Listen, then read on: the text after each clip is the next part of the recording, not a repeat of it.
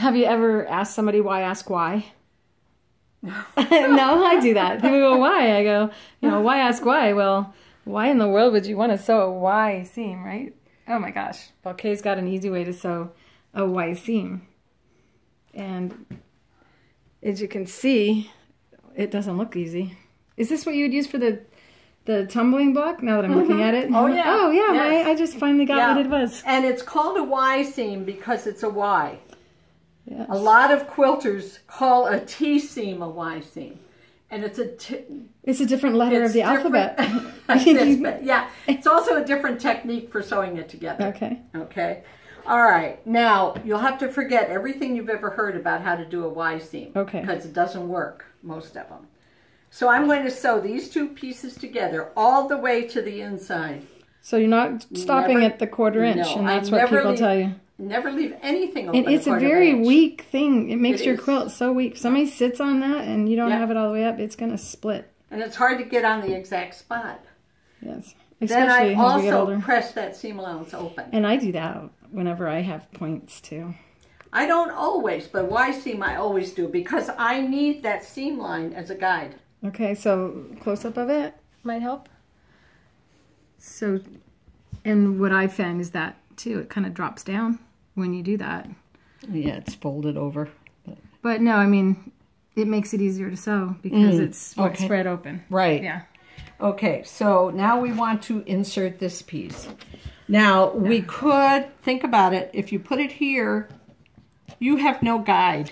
My instinct would be to fold it in half. That's wrong. Well, I don't know if that would work. But if we take it this way and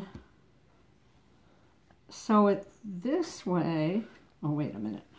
Got to turn here, this way. Now you have a guide. The seam.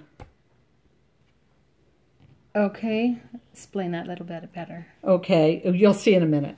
Oh, okay. Because we're going to use it as a guide. I'm jumping too far ahead. That's all right. That's what you do. I do. I do.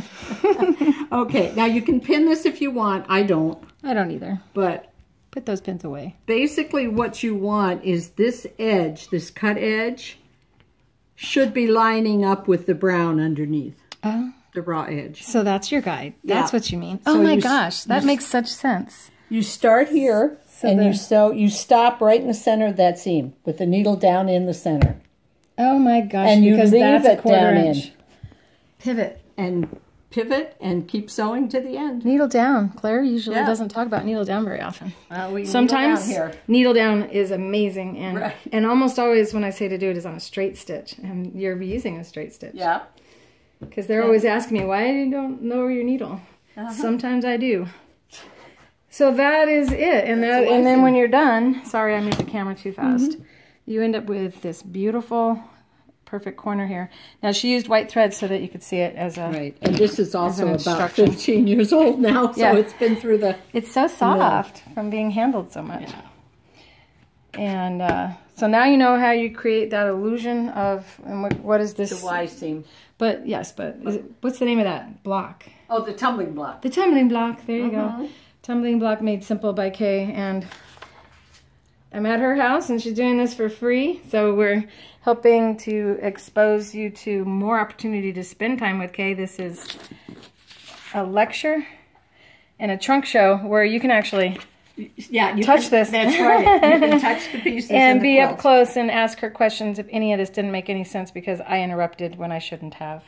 So I'm going to go really slow. And remember, you can pause your TV or your whatever device you're using.